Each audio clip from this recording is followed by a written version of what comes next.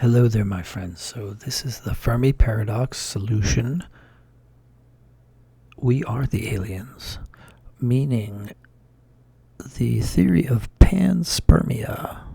I know I laugh a little bit when I hear that name too, but seriously, the theory of Panspermia is that the seeds of life come from outside the Earth. So the intriguing part of this theory, we already know that it's possible in the sense that we know that microbes have survived some periods of time in space. There is some evidence that microbes have survived the vacuum of space in low Earth orbit on the windows of the International Space Station. Don't quote me on that, but I'm pretty sure that's true. And also on some samples that astronauts brought back to the Earth from previous Apollo missions, I want to say that's, or previous lunar missions. You'll have to look that one up. But the other part of that is that they could be carried on meteorites that strike the Earth. So we know that different meteorites from the Moon, the Mars, and other places have crash landed on the Earth. In fact, scientists go to Antarctica each year to find these meteorites. Have come from other worlds. So, is it possible that a meteorite with a microbe on it from, say, Mars in the distant past crash landed on the Earth and became the source of all life on Earth? There is some evidence to support this theory.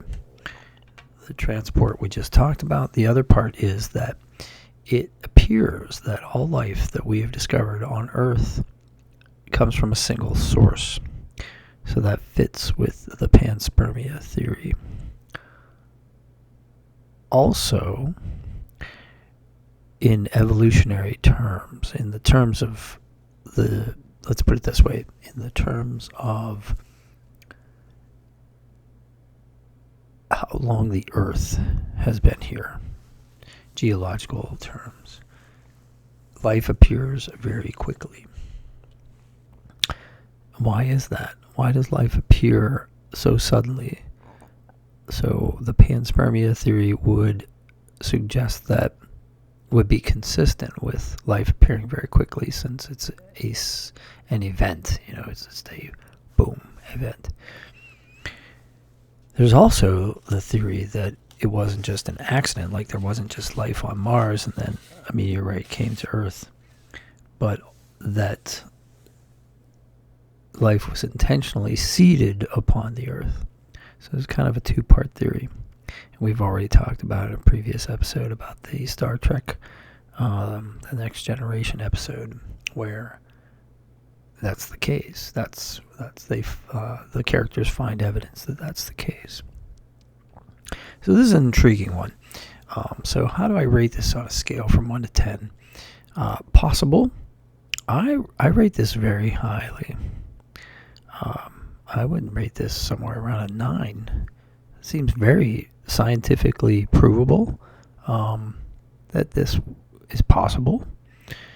Do I believe that this happened?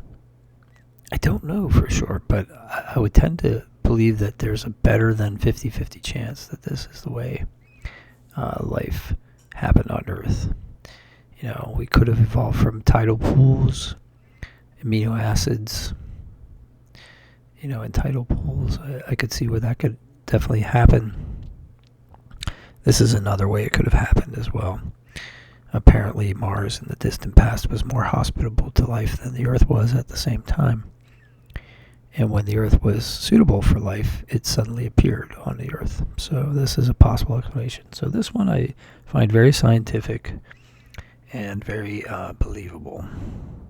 What are your thoughts on this? Do you believe that Panspermia is the answer, the solution to the Fermi Paradox? Please put it in the comments below. And if you're a scientist, tell me how we can prove that this is the case. And if you're not a scientist, that's fine too. We're allowed to chime in with our ideas and opinions. In fact, many of the opinions on how to solve the Fermi Paradox come from non-scientists. And that's why I like this so much. So if you want to hear more, go ahead and put it in the comments below. And of course, subscribe, especially subscribe to the playlist, which I will put on the screen, so make it easy for you to do so. Have a great night, and may the meteorites be with you.